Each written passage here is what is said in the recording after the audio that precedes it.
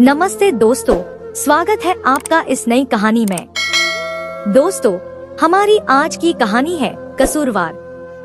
दोस्तों, पति एक्सीडेंट में कोमा में चला गया था।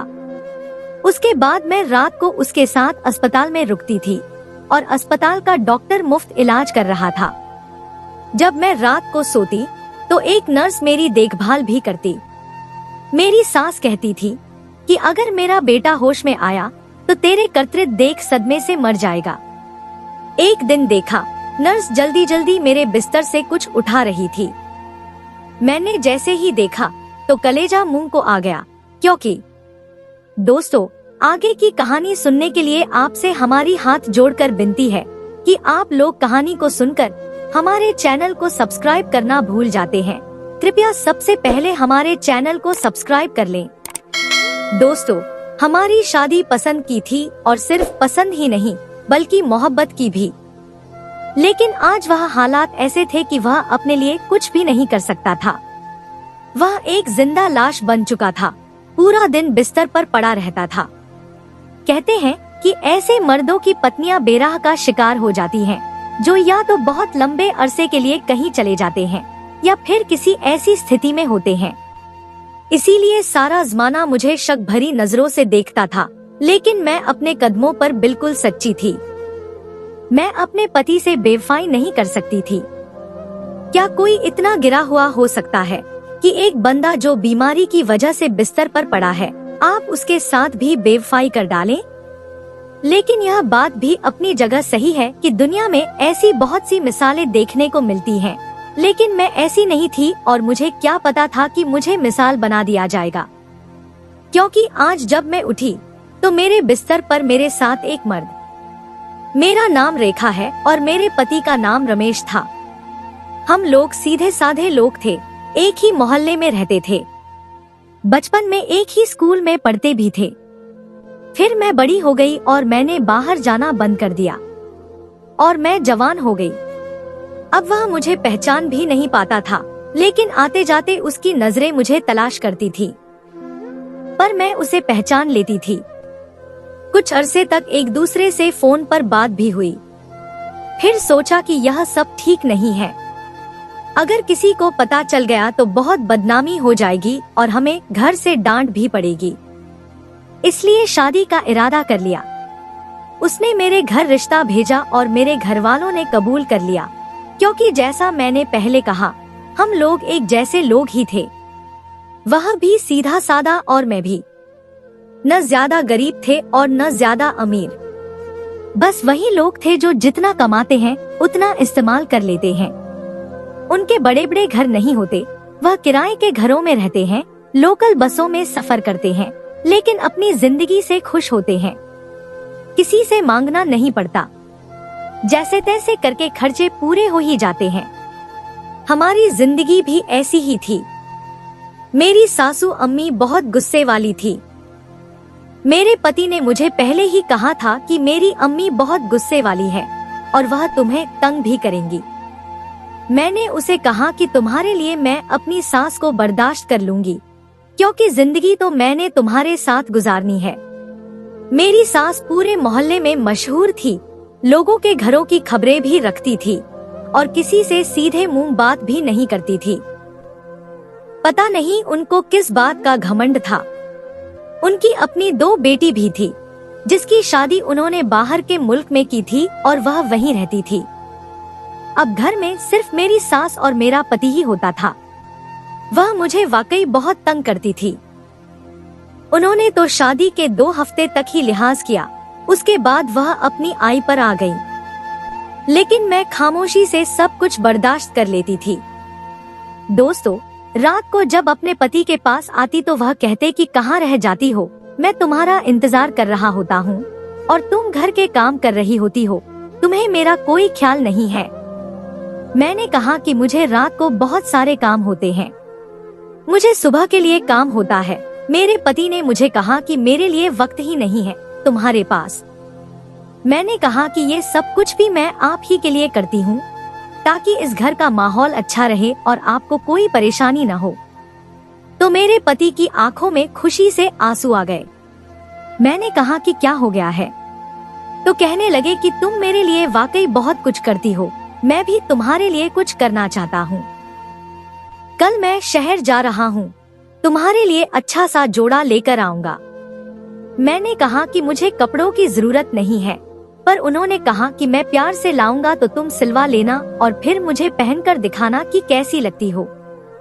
मैं भी खुश हो गई। पर अगले दिन जब वह शहर चले गए तो जिस समय उन्हें वापस आना था उस समय तक वापस नहीं आए। 4-5 घंटे गुजर गए। मैंने अपने बाबा से कहा कि आप जरा पता तो करवाएं, क्योंकि वह फोन भी नहीं उठा रहे थे। बाबा ने कहा कि कैसे पता करूं, किससे पूछेंगे। 3-4 घंटे इसी तरह और गुजर गए और रात के 3 बज गए। मेरी तो जान अटकी हुई थी। जब फोन आया और उन्होंने सबसे पहले मेरा ही पूछा कि आप रमेश की पत्नी हैं? मैंने कहा कि जी। उन्होंने कहा कि आपके पति का एक्सीडेंट हो गया है, वह फला अस्पताल में है, आप लोग तुरंत आ जाएं। यह सुनकर तो मेरे कदमों तले से जमीन खिसक गई। मैं घर से ऐसे भागी जैसे आज अगर नहीं गई तो कुछ बहुत बुरा हो जाएगा। लेकिन शायद बुरा हो चुका था, क्योंकि जब हम लोग अस्पताल पहुँचे तो मेरा पति कोमा में जा चुका था। वहाँ एक डॉक्टर था, उसका नाम डॉक्टर राजू था, वही यह केस संभाल रहा था।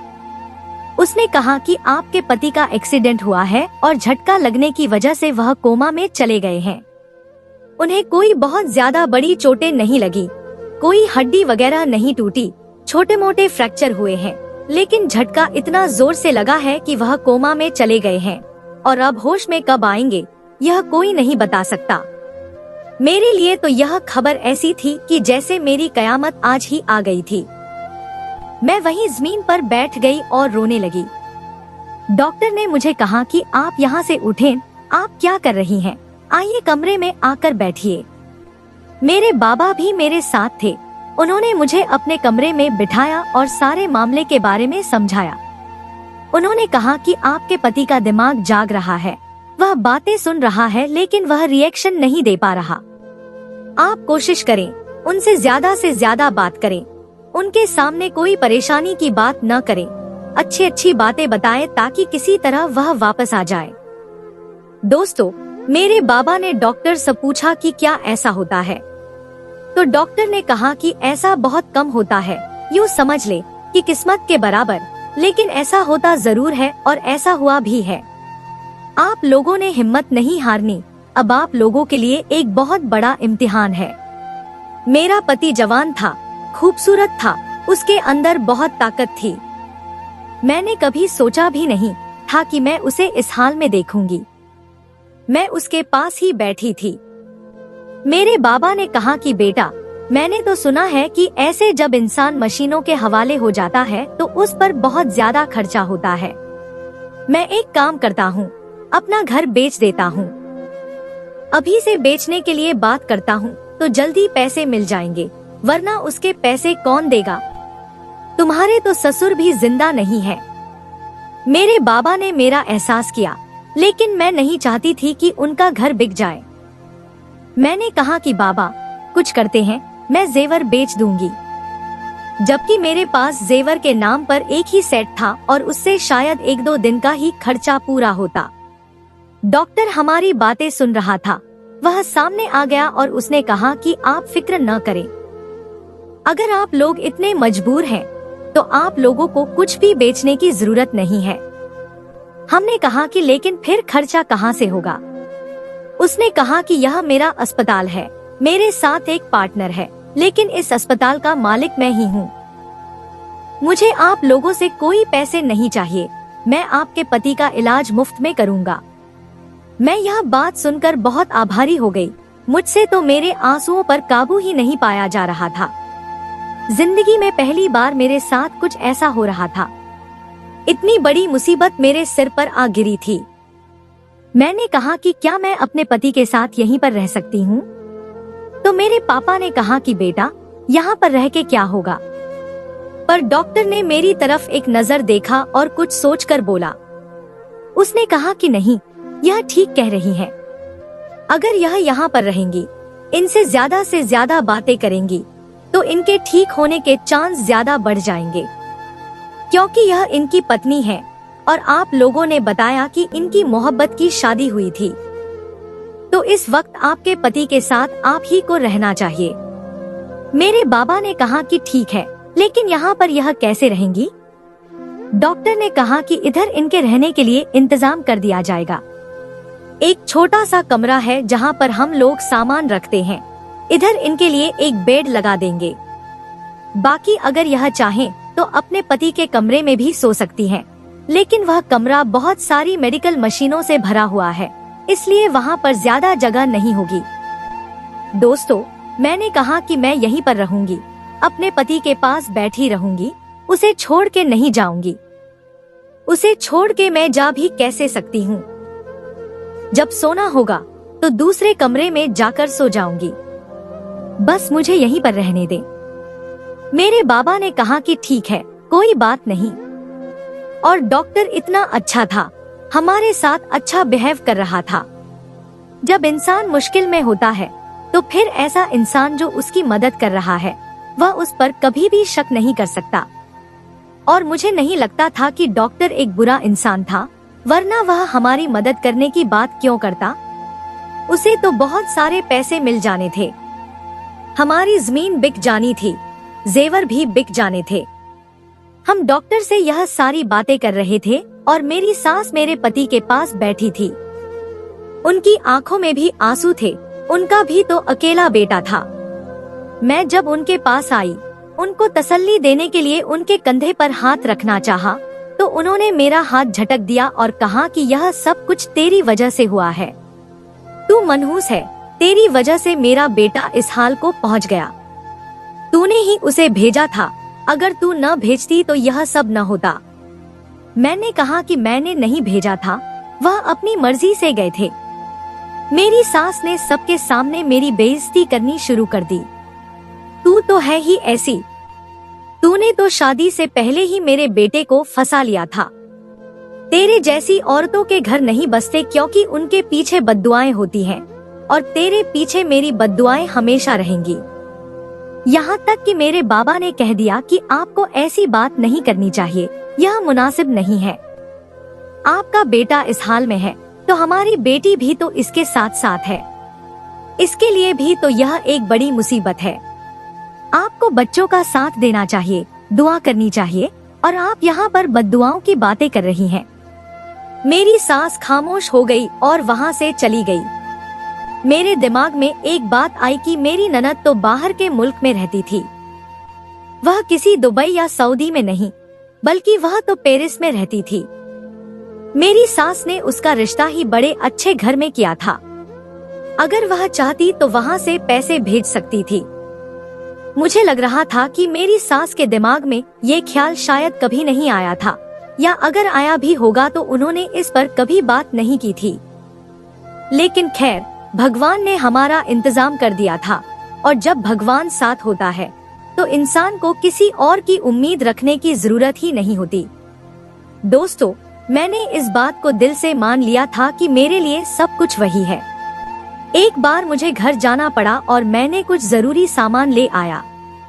अब मैं ज्यादातर समय अपने पति के पास ही रहती थी, लेकिन कभी कभी घर भी आ जाती थी।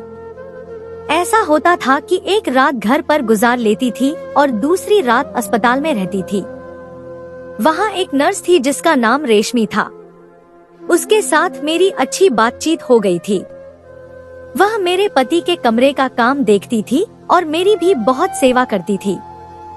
कभी मेरे लिए चाय ले आती तो कभी खाने पीने की कोई चीज। वह कहती थी कि अगर आप खाना नहीं खाएंगी तो आप बीमार हो जाएंगी। मैं दिन भर अपने पति से बातें करती रहती थी। जितनी देर मुझे वहाँ रहने दिया जाता था, मैं उससे कुछ न कुछ बता रहती थी, पुराने दिन याद दिलाती रहती थी। डॉक्टर ने कहा था कि ऐसा करने से वह जल्दी ठीक हो जाएगा, लेकिन उसकी हालत अभी ज्यादा अच्छी नहीं थी, इसलिए मुझे वहाँ ज्यादा देर नहीं रहने दिया जाता था।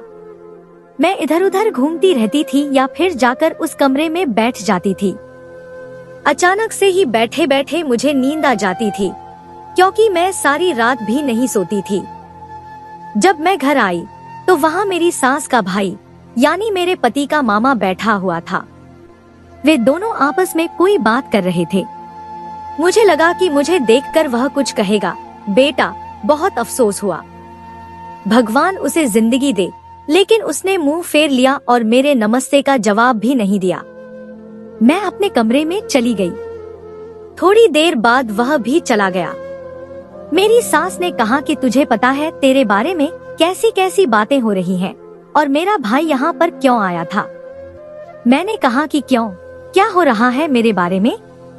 उन्होंने कहा कि सब कह रहे हैं कि इसका पति बिस्तर पर पड़ा है और यह शहर में जाकर रंगोलियां मना रही है। जब मैंने ये बात सुनी तो मेरे हाथ से सामान गिर गया। मैंने पलटकर अपनी सास की तरफ देखा और कहा कि आप ये क्या कह रही हैं? उन्होंने कहा कि हाँ, मेरा बेटा वहाँ बीमार पड़ा है, उसका इलाज हो रहा है। तेरा वहाँ पर क्या काम है? तू वहाँ पर क्यों रातें गुजारती है? लगता है वही कोई यार फंसा लिया है तूने और वही तेरे पति के लिए खर्चे भी दे रहा है, क्योंकि तू उसे अपना सब कुछ दे रही है। मेरी आंखों में आंसू आ गए, मेरे हाथ कांपने लगे। मैं एक शरीफ घर की शरीफ बेटी थी। मैंने अपने पति से मोहब्बत की थी, लेकिन ऐसी पाक मोहब्बत की कभी एक दूसरे का हाथ तक नहीं पकड़ा था। और फिर शादी भी की और अपनी जिंदगी को अच्छे तरीके से गुजर रहे थे। मेरे दिल में मेरे पति के लिए कितनी वफा थी, मैं लफ्जों में बयां भी नहीं कर सकती थी, और मेरी सास ने इतनी बड़ी बात कर दी। मैं हैरान रह गई। उन्होंने कहा कि आगे से ड्रामे करने की जरूरत नहीं है, कोई जरूरत नहीं तुझे अस्पताल जाने की, यहाँ घर में रहा कर, अस्पताल वाले बता देंगे अगर कोई बात होगी तो। मैंने कहा कि मम्मी, वह आपके अपने बेटे हैं क्या, या आपने उनको कहीं से उठाया था? मेरी सास ने कहा कि क्या मतलब, ये क्या कह रही है? दोस्तों, मैंने कहा कि आपको कोई परवाह नहीं है, आपको नहीं पता कि अस्पतालों में मरीज के साथ क्या होता है, और मरीज के साथ एक बंदा तो रहता ही है, और मैं नहीं रहूंगी तो कौन रहेगा? ठीक है, मैं नहीं जाती, आप जाके रहा करें। मेरी सास खामोश हो गई। उन्होंने कहा कि मेरे घुटनों में दर्द है, मैं तो खुद मरीज हूँ। मैंने कहा तो फिर कौन जाएगा, मैं ही जाऊंगी ना। और फिर डॉक्टर ने कहा है कि मुझे उनसे से ज्यादा बात करने की जरूरत है। आपको इतनी सी बात समझ नहीं आती। आपके पास अगर लोग आ रहे हैं, उल्टी सीधी बातें कर रहे हैं, तो आप उनको जवाब देने के बजाय उनके साथ मिल जाती हैं। क्या मैं आपके बेटे की इज्जत नहीं हूँ? क्या कसूर है मेरा कि मैं आपके बेटे से मोहब्बत करती हूँ? मेरी सास खामोश हो गई और वहाँ से चली गई। लेकिन मेरे बारे में बहुत बुरी बुरी बातें हो रही थी। सारे खानदान में ये बातें हो रही थी। सब कह रहे थे कि जब इस तरह मर्द चारपाई पर पड़ जाए तो फिर औरत के कदम घर में नहीं रुकते, फिर तो वह जो चाहे कर सकती है, और उसका पति तो मरा हो या जिंदा हो, एक बराबर है। उसे तो पता भी नहीं कि क्या हो रहा है और उसकी पत्नी क्या करती फिर रही है। मेरी सास एक दिन मुझे कहने लगी कि जो हरकतें तू कर रही है ना, अगर मेरा बेटा होश में आ भी गया तो तेरी हरकतें देखकर फिर से शर्म से मर जाएगा। मैं हैरान थी कि मेरी सास हवा में तीर क्यों चला रही थी। मैंने उनको कहा कि एक दिन आप मेरे साथ अस्पताल चल रही हैं। मैंने कहा कि मैं क्यों जाऊं वहाँ, फिर तेरा रमेश का क्या होगा? तेरी आवारा गर्दगी में तो खलल पड़ जाएगा ना। मेरे पति ने ठीक कहा था कि मेरी माँ एक बहुत जालिम औरत है। वह खुश नहीं देख सकती, किसी के साथ अच्छे तरीके से नहीं रह सकती है। और जब उनको पता चला कि मेरा पति बिस्तर पर पड़ गया है, तो उन्होंने ये काम शुरू कर दिए थे। मुझे दिन रात बातें सुनाती थी। अब तो बात कुछ ऐसी हो गई थी कि मेरा घर वापस आने का दिल ही नहीं करता था। एक बार मैं अस्पताल से आई तो अपने माँ बाप के घर चली गई, रात वहाँ पर गुजार ली। अब मेरी सास को यह गलतफहमी हो गई कि शायद मैं 2-3 रातों से अस्पताल में ही हूँ, और उन्होंने पूरे खानदान में यह बात फैला दी। यहाँ तक कि मेरे पापा को भी फोन करके कह दिया कि आपकी बेटी तो 2-3 दिन से घर नहीं आई, लगता है वहीं से किसी के साथ भाग गई है। मेरे पापा ने फोन बंद कर दिया और जवाब नहीं दिया। मेरे पापा ने कहा कि लड़का तो बहुत अच्छा था, लेकिन इसकी माँ बहुत ही बुरी इंसान है। इस घर में तुम कैसे गुजारा कर रही हो बेटी? भगवान तुम्हारे पति को सेहत और जिंदगी दे, उसे होश आए तो साथ अक्ल भी आ जाए और वह तुम्हें लेकर कहीं चला जाए। मैंने कहा कि पापा पता नहीं, अभी तो वह खुद इस हाल में है कि मैं उनको कुछ नहीं कह सकती, तंग भी नहीं कर सकती, कुछ नहीं बोल सकती, सिर्फ अच्छी अच्छी बातें करती हूँ। दोस्तों, मैं अपने पति के पास बैठी रहती थी, उसे पुराने दिन याद करवाती थी। हम लोगों ने एक दूसरे के साथ इतना वक्त नहीं गुजारा था। यह हमारी शादी को ज्यादा अरसा ही नहीं हुआ था, लेकिन फिर भी वे छोटे छोटे पल, वे छोटी छोटी खुशियाँ, वे लम्हे जो मैंने उसके साथ गुजारे थे, मैं उसे बताती रहती थी।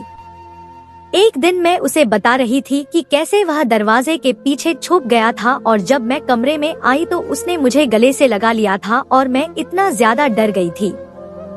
मैं यह बात कर रही थी कि मैंने पलटकर देखा तो पीछे डॉक्टर राजू खड़ा था।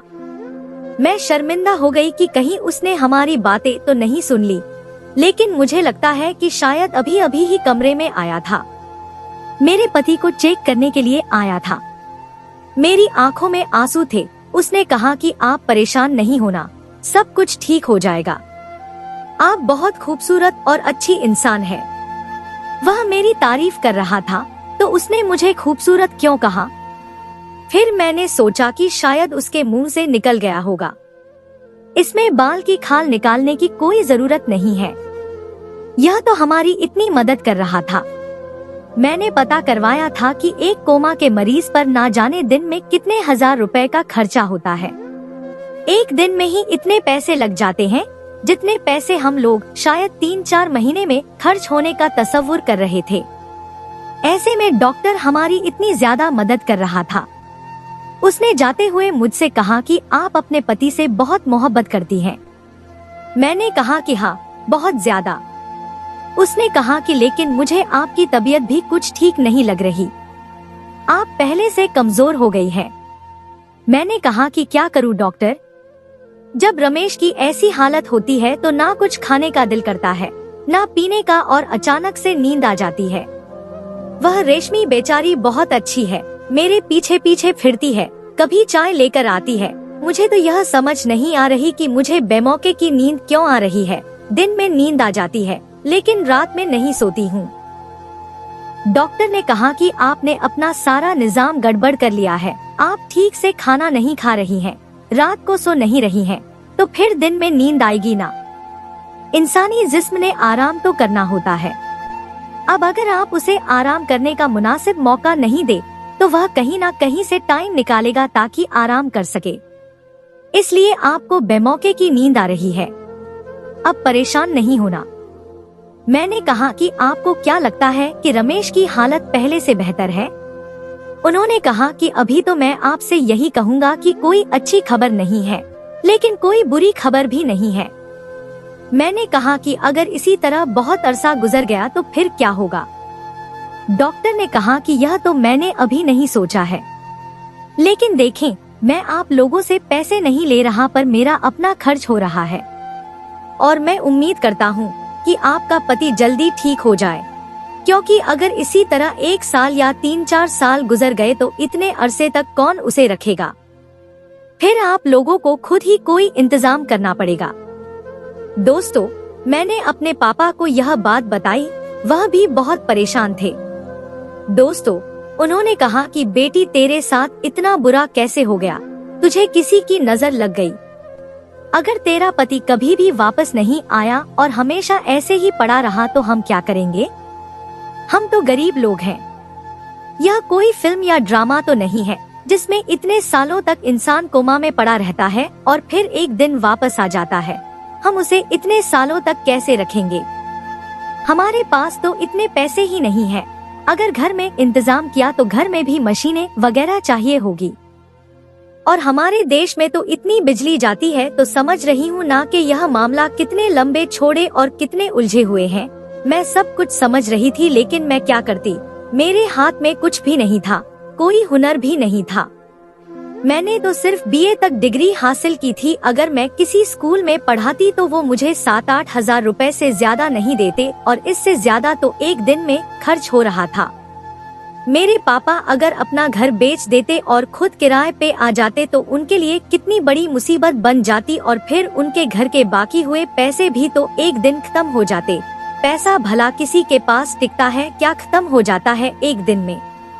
मैंने अपनी सास से गुस्से में कहा कि आप अपनी बेटी से कुछ पैसे उधार क्यों नहीं लेती, वहाँ के पैसे तो यहाँ आकर बहुत ज्यादा बन जाएंगे, हमारी काफी मदद हो जाएगी।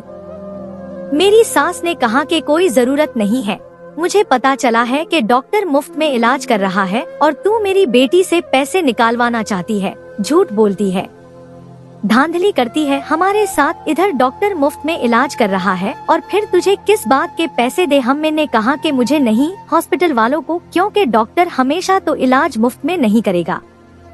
मेरी सास ने कहा कि फिर तो कुछ कर, जवान है, खूबसूरत है, किसी तरह पैसे कमा। मेरी सास का क्या मतलब था कि मैं जवान हूँ, खूबसूरत हूँ, तो मैं अपनी जवानी और खूबसूरती का फायदा उठाऊं। मेरे साथ में तो हर हद पार कर दी थी।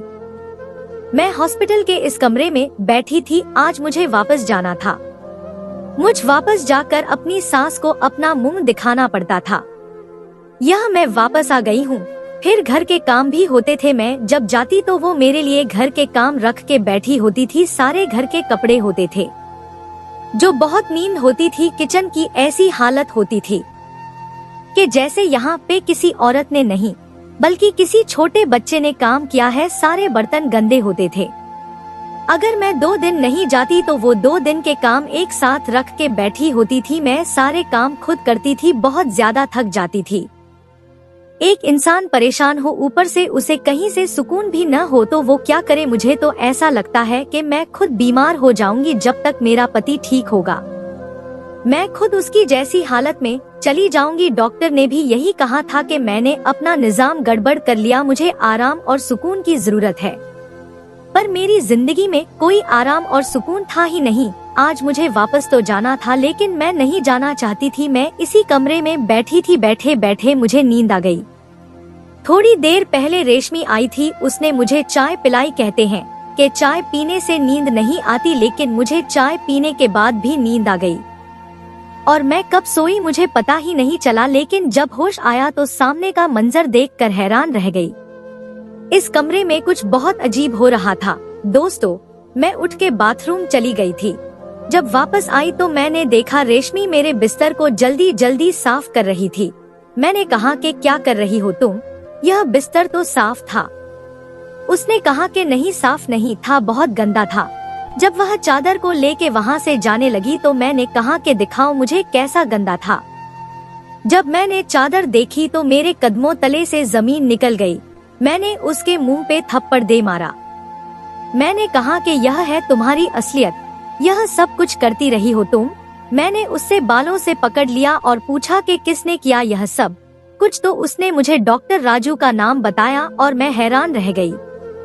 मुझे ऐसा लगा कि मेरे जिस्म से जान ही निकल गई, इसलिए वो हमारी मदद कर रहा था।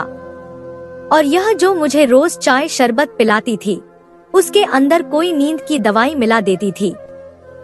मैं अभी पागल थी, न कैसे मान लेती। मैंने कोई बिला वजह किसी की मदद करता है? अरे यहाँ पर कोई किसी की मदद नहीं करता है। सबको अपनी परी होती है। हर इंसान अपने पेट पे लात मारता है, अपनी जरूरत के लिए बैठा होता है। तो फिर यह सब मैंने कैसे सोच लिया? मुझे पहले ही समझ जाना चाहिए था। मैं रोती रोती अपने पति के पास गई और मैंने बुरी तरह से रोना शुरू कर दिया। उससे रोते हुए सब कुछ बता दिया। मैंने कहा कि देखो मेरे साथ इस दुनिया ने क्या कर दिया। जिस औरत के साथ उसका पति नहीं होता, उसके साथ यह दुनिया क्या करती है। मैं तुम्हारी यहाँ पर आती थी, तुम्हारे पास बैठी थी, तुम्हें अकेला नहीं छोड़ना चाहती थी, लेकिन मैं अकेली हूँ, मेरे साथ कोई नहीं है। मैं किसी को भी यह बात बताऊंगी, वो मुझे ही कसूरवार समझेगा। इस मर्द का कुछ नहीं बिगाड़ सकता। जब मैंने पलट कर देखा तो डॉक्टर पीछे खड़ा था। मैंने कहा कि तुम्हें तो मैं जिंदा नहीं छोड़ूंगी, तुमने मेरी जिंदगी बर्बाद कर दिया। उसने कहा कि तुम्हारी जिंदगी बर्बाद नहीं, आबाद की है मैंने। तुम्हारा पति तो पड़ा हुआ है, यह तो कभी नहीं उठेगा।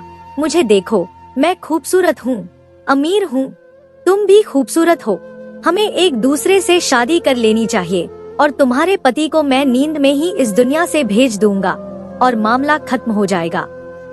मैंने कहा कि मेरे पास भी मत आना। मैं दूर दूर हटने लगी। वह आगे आगे आने लगा, जब अचानक से मेरी आंखों ने एक कुछ ऐसा देखा। मेरे पतों की आंखें तो बंद थी, लेकिन उसने बाजू बढ़ाकर डॉक्टर राजू का गला दबा लिया था। डॉक्टर राजू की सांसें बंद हो रही थी। जब वह चीखने चिल्लाने लगा तो हॉस्पिटल का अमीला अंदर आ गया। किस्मत से आज उसका दूसरा पार्टनर भी आया हुआ था, जो कि राउंड पे था। उसने भी आवाज सुनी, वह भी इधर आ गया। मैंने उसको सब कुछ बता दिया। वह अपना सिर पकड़ के बैठ गया। दोस्तों, वह एक अच्छा धार्मिक टाइप इंसान था। ऐसा लगता था कि नेक बंदा है। उसने कहा कि मैं तो उसका हवाला हॉस्पिटल किया था। मुझे क्या पता था कि यहाँ पे ये सब कुछ हो रहा है। मेरे पति ने हाथ बढ़ाकर मुझे बचाया था, लेकिन उसके बाद वह फिर से अपनी पिछली वाली हालत में ही गया था। उसने कहा कि हम अभी भी उसका इलाज जारी रखेंगे और उसको यहाँ पे ही रहने देंगे। आप फिक्र नहीं करें। डॉक्टर राजू को हॉस्पिटल से निकाल दिया गया और उसका लाइसेंस भी खत्म कर दिया गया। उन्होंने मुझसे कहा कि क्या आप पुलिस रिपोर्ट करना चाहती हैं? मैंने कहा कि नहीं, लेकिन मैं बड़ी परेशान थी। इस बारे में सिर्फ मैं और मेरा पति ही जानते थे। 3 महीने मजीद गुजर गए और फिर एक दिन मेरे पति को होश आया। उसे सब कुछ पता था, लेकिन वह जानता था कि ये सब कुछ हमारे साथ होना सिर्फ एक हादसा था, इसलिए उसने मुझे कभी इस बात का ताना नहीं दिया। उसकी तबीयत ठीक हो गई। उसके बाद वह 1 महीने और हॉस्पिटल में रहा था कि बिल्कुल ठीक हो जाए। हमने हॉस्पिटल वालों का शुक्रिया अदा किया और हम लोग घर पे आ गए। मेरे पति को अभी तक मेरी माँ का रवैया पता ही चुका था। मेरे पति घर में भी कुछ महीने रहा और उसके बाद उसने कहीं से उधार ले लिया और मुझे लेकर एक तरफ हो गया। वहाँ जाकर हमने घर में ही दुकान बना ली। अब हम लोग अपनी दुकान चलाते हैं, वहीं से कुछ पैसों से उधार दे देते हैं और दोनों पति पत्नी एक साथ रहते हैं। मेरी सास अपने रिश्तेदारों के पास चली गई है। उनको उनके बेटे के वापस आने की खुशी तो हुई, लेकिन उन्होंने मेरे बारे में ऐसी ऐसी बातें की कि मेरे पति ने सोच लिया कि मैं उनके साथ नहीं रह सकती और वह मुझे अपने साथ कभी भी खुश नहीं रहने देंगे। इसीलिए मेरे पति ने ये फैसला किया। मैं हैरान हूँ कि हम कैसे जिंदगी की इतनी बड़ी मुसीबत से निकल आए। हम दोनों के साथ बहुत बुरा हुआ। कोई किसी की मदद नहीं करता जब तक कि उसे कोई मतलब ना हो। कुछ नेक लोग होते हैं जो आपकी मदद करते हैं बिल्कुल बिना किसी मतलब की, लेकिन ऐसे लोग बहुत कम होते हैं। हॉस्पिटल का दूसरा मालिक ऐसे ही था। उसने हमारी मदद की थी। हमें तो उसे हमसे कोई मतलब नहीं था। वह डॉक्टर अब भी आउट ऑफ सर्विस है और कोई हॉस्पिटल उसे नौकरी नहीं देगा। इसके बाद रिकॉर्ड खराब हो चुका है। मुझे कभी कभी ये सब याद आता है तो मैं बहुत रोती हूँ, लेकिन मेरा पति मुझे तसल्ली देता है और कहता है कि परेशान होने या रोने की जरूरत नहीं है, मैं तुम्हारे साथ हूँ। मैं हैरान हूँ कि कैसे मेरा पति, जो एक ऐसी कंडीशन में पड़ा था कि वह एक उंगली भी नहीं हिला सकता था, उसने मेरी जान बचाने के लिए अपना पूरा बाजू बढ़ा लिया था। शायद इसी को मोहब्बत कहते हैं। मुझे मेरे पति से बहुत मोहब्बत है। ये मोहब्बत ही है कि मैं अभी तक जिंदा हूँ, नहीं तो मैं तो आत्महत्या करना चाहती थी। जो मेरे साथ हुआ वो कोई छोटी बात नहीं थी, पर मेरे पति ने दोबारा कभी इस बात का जिक्र तक नहीं किया। तो दोस्तों, यह थी हमारी आज की कहानी। आपको सुनकर कैसी लगी हमें कमेंट करके जरूर बताएं और हमारी वीडियो को ज्यादा से ज्यादा अपने दोस्तों में शेयर करें और हमारे चैनल को भी सब्सक्राइब कर लें ताकि आने वाली वीडियो का नोटिफिकेशन आप तक तुरंत पहुंचे। मैं मिलती हूं आपसे अगली वीडियो में, तब तक के लिए धन्यवाद।